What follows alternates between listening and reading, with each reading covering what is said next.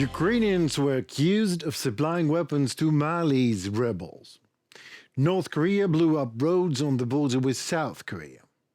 Good afternoon, these topics and an interview with more details in our daily episode with Henry Keane and UATV English, doing our best to bring the hard truth in easy terms for the whole free world directly from Ukraine. I have been in Ukraine for a while by now, and I was reporting from the very front lines to Ukrainian polar station Vernadsky in Antarctica. And I like to think that, I've seen a lot, including Russian disinformation campaigns. Some of them were quite smart. Some are incredibly stupid, like killer mosquitoes and geese that Ukrainians are genetically modifying in secret American labs deep down under the ground. Well, I know it is all done by the Kremlin for domestic Russians, not to pretentious audience. And they're like, killer mosquitoes. Yeah, sure, we always knew these damn Ukrainians are bad to the core and would invent something like that to kill us. Or fighter geese that are genetically modified to down Russian fighter jets. Yes, we believe that. Americans help Ukrainians to do that. In time, you're getting used to all that and things like that, but to propagate Russian narratives to international audience, that is way more pretentious and critical, is a totally different thing. You need something new to do that. And here we are. Let's not judge too hard. The Kremlin is just learning, doing its best. This time we hear the Kremlin's voice from Mali and Niger, and that voice accuses Ukraine of selling drones to Mali rebels. And for that, both Mali and Niger suspended diplomatic relations with Ukraine. We categorically reject all accusations that periodically come from officials in the Republic of Mali and the Republic of Niger of Ukraine's alleged involvement in cooperation with terrorists, supplying weapons to terrorists and providing them with information and support by Ukraine for the terrorist coalition. We call for stopping the dissemination of false information that repeats the false narratives of the propaganda of the aggressor state Russia, aimed at discrediting our state and justifying the unprovoked, unjustified and illegal war of Russia against Ukraine. From the statement of the Ministry of Foreign Affairs of Ukraine. Just only think about it for a minute. Ukraine, a country amidst an existential war, a country that is craving as much drones as it can get, a country that spends millions of dollars to satisfy its own harsh need of these little deadly war machines, so to use it on its 700 kilometers long front line with Russia, and this country just sells the drones to Mali rebels. Just like that. Risking it all. International partnership and allies, financial and military help, its own sovereignty and freedom to do what exactly? What is the point? And what is more likely, that it happened without a point and a reason, or that it is just another Russian propaganda campaign? We reserve the right to defend the honor, dignity and legitimate interests of Ukraine by all available political and diplomatic means, Ukraine says that. And the Foreign Ministry also recalls that in statements dated on August 5th and 8th, 2024, the Ukrainian Foreign Ministry had already provided a refutation of such accusations and expressed regrets over the decision of Mali and Niger to sever diplomatic relations with Ukraine. Ukraine also rejects all the accusations against it regarding the alleged involvement of our state in the delivery to Sahel region of weapons and military equipment that was previously supplied to Ukraine by its allies to counter the ongoing Russia's armed aggression. We emphasize once again that Ukraine remains committed to the further development of mutually beneficial relations with all African states based on equality, non-interference in internal affairs, respect for the sovereignty and territorial integrity of countries within internationally recognized borders, strict observance of international law, the goals and principles of the UN, the Foreign Ministry said. By the way, remember those Russian accusations? Oh my God, Ukrainians steal and sell American weapons. Well, since the Russian full-scale invasion, Western partners have checked many times and have not found yet single case of misuse of weapons and military equipment provided to Ukraine. So I guess the Kremlin PR comrades have to do better and create something more reliable than killer mosquitoes, fighter jet geese, and drones that Ukraine sells to Mali rebels instead of using them against Russians. South Korea has condemned North Korea in destroying roads linking the countries today, in another blow to bilateral ties on the increasingly tense peninsula. The South Korean Unification Ministry, which oversees inter-Korean relations, described the North's decision to blow up roads on its side of the country's, I quote, heavily armed border as abnormal and a violation of previous bilateral agreements designed to lower tensions. The South Joint Chiefs of Staff said its military had fired retaliatory warning shots near the border after the North blew up sections of roads that, while not in use, are seen as symbolic of efforts to improve ties and eventually reunite the peninsula. It did not provide details of the warning shots, and it was not immediately known if North Korea had responded. But what is known, that is obvious, Comrade Kim Jong-un certainly does not want any negotiation at all. North has laid fresh mines, erected anti-tank barriers, and deployed missiles capable of carrying nuclear warheads along the border since its leader, Kim Jong-un, declared the South his country's principal enemy earlier this year. Pyongyang said it would permanently seal its southern border in response to joint military exercises between South Korea and the US and the recent arrival of a nuclear-powered US submarine in the south.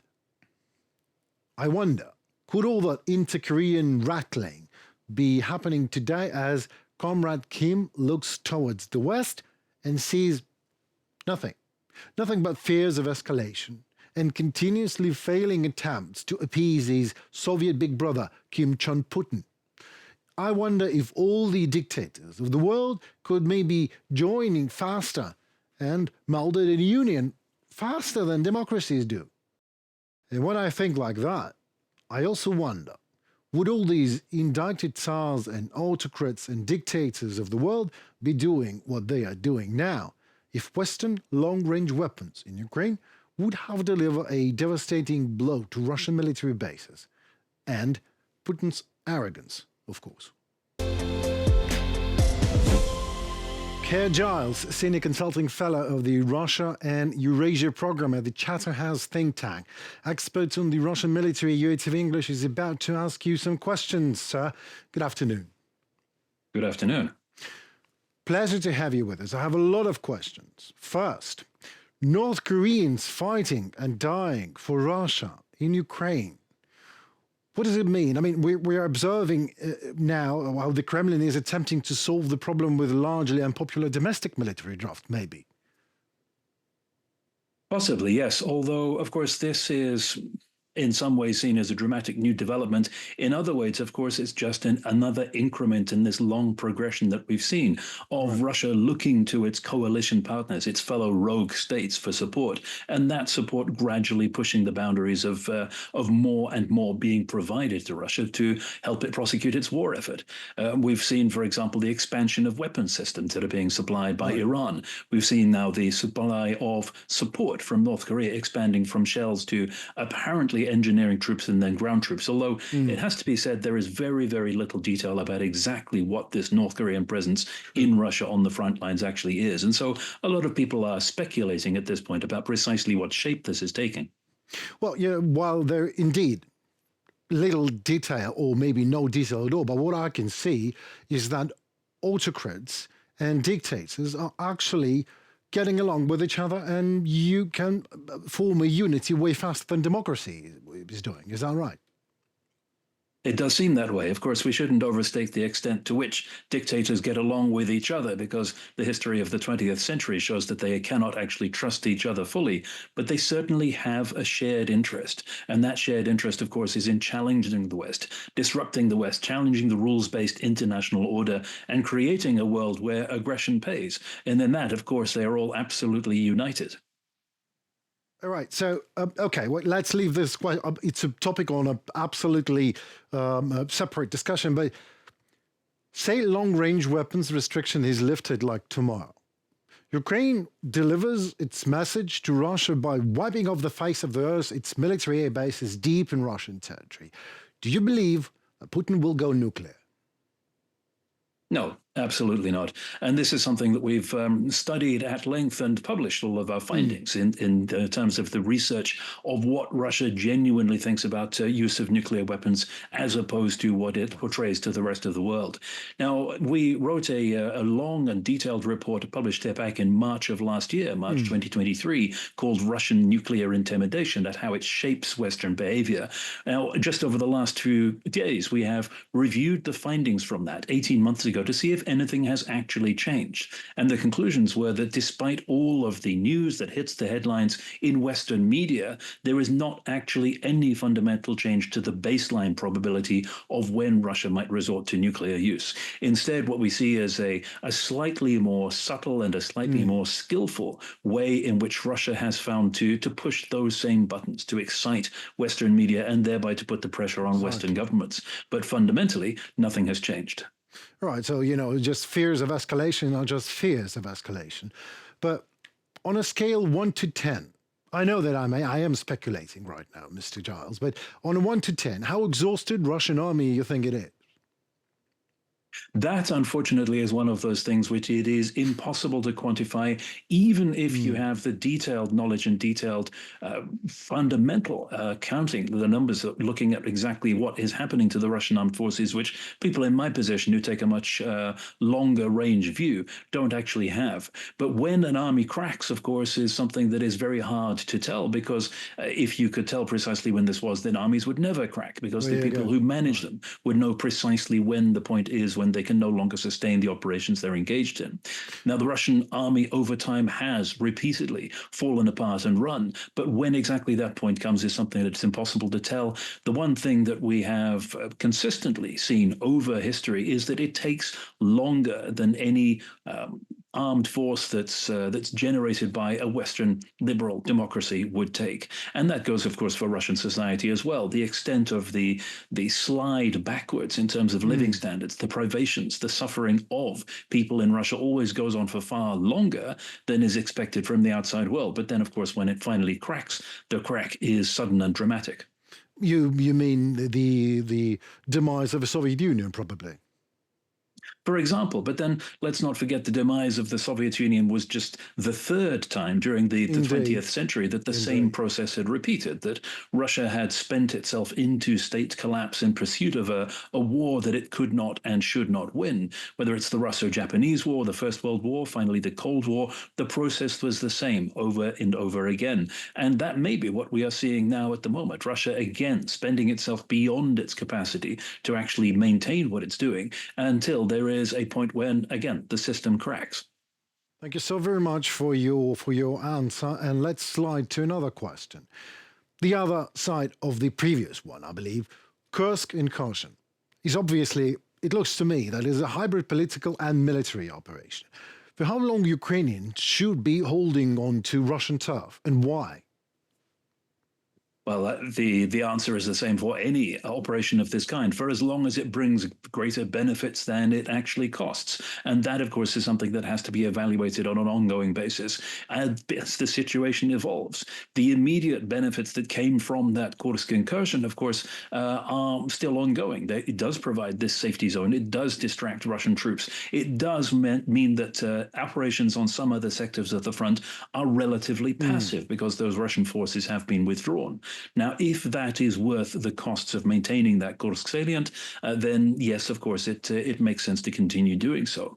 Now, outside Ukraine, of course, there was one other anticipated benefit from this that has not materialized. There was an expectation that this would demonstrate, finally, that all of the so-called red lines that Russia has set, all of the fears over escalation were in fact misplaced, because here is somebody moving onto Russian territory, and even that does not produce the kind of escalation that everybody's so feared. Now, that, of course, has been conclusively demonstrated, but it hasn't actually helped shift the calculus within the United States. And what can? I mean, what is the fear of escalation? How many people and children should die in Ukraine before you call it, all right, this, no more. This escalation is not acceptable. What should happen? Well, the problem The problem we have, of course, is that, say, a year ago, you could point to the fear of escalation, the fear of what Russia would do, as being one of the major factors that appeared to be constraining the United States. Now, if anything, the situation is even worse because the United States is not only constrained, but also distracted. There are other problems around the world which it seems to be treating as a more serious and more immediate challenge than the future of Europe. And we can see how that plays out if we compare, for example, US actions in defense of Israel compared to in defense of Ukraine. And so many things that the United States and the coalition that it leads have done to protect Israeli citizens that they absolutely refused to do for Ukraine. Even in terms of protecting international shipping, this international coalition that was mobilized to keep the Red Sea open sometime after Ukraine, of course, was supposed to clear the Black Sea under its own resources and only on a base of its own strength, despite the fact that the challenge to international commerce was precisely the same. And you could go on. There are so many examples where the double standards that have been applied to the United States show very clearly that their priorities are not in Europe. Take, for instance, the way that Iranian drone manufacturers are sanctioned after their drones are used to attack Israel, despite the fact that for a year previously they had been attacking Ukraine. And the only possible logical conclusion from that is that the United States is perfectly fine with Iranian drones killing women and children as long as they're not Israeli women and children. Absolutely. Unfortunately. Well, okay.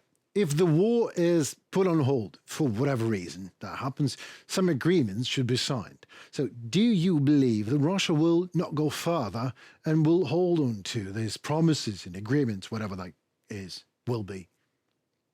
Of course not. Nobody believes that. I think the recognition has grown even among those people who were most in favor of calling a halt to the fighting because that's better than fighting on, that Russia, under any circumstances, will not be trusted to adhere to a ceasefire agreement. And even more so now that you have this growing recognition across Europe that Russia is preparing for further attacks beyond Ukraine, there is this additional factor being built in that if you call a halt to the fighting in Ukraine itself, then that means that the Ukrainian armed forces are not attriting, not gradually destroying Russia's armed forces, which means that Russia itself can rebuild its forces faster and make the next attack, whether that is in Ukraine itself or somewhere else.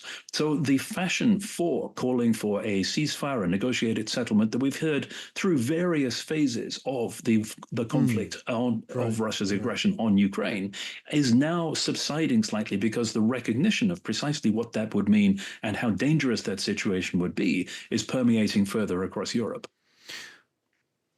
And the last question for today. Do you really believe the Russian army is powerful and mighty enough to have that big front line? I mean, to have an ongoing war with Ukraine and with NATO, because as you said, is actually triggering some events that could be called the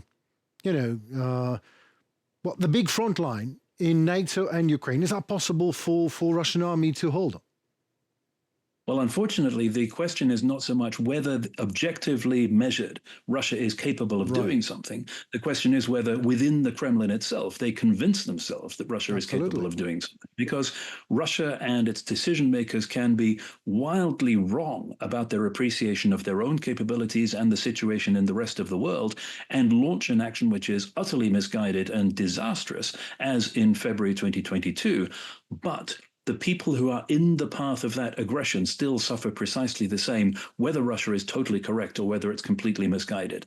And that's the situation that we need to guide against. Russia once again convincing itself that the time to act is now, because we see how disastrous that is and how calamitous for ordinary people. Indeed it is. Thank you so very much, first of all, for your passion and for your time and for your expertise. I would love to talk to you again when you have time. I have a lot of questions for you, Mr. Charles. No doubt. There's a lot to talk about. Thank you. Really, indeed. Thank you so very much. We talk soon. Goodbye. It was Kerr Giles, Senior Consulting Fellow of the Russia and Eurasia Program and the Chatham House think tank, and experts on the Russian military at UATV English Studio. Well, that was it for tonight. Thank you so very much for your time. We appreciate that a lot. It was me, Henry Keane, and my team at UATV English. We did our best to administer at least some truth in easy terms for you out there in the world of freedom directly from Ukraine. Please like, subscribe, and comment. Your voice matters as it helps Ukrainian voice to be heard worldwide. Stay safe and tune for more tomorrow. Goodbye.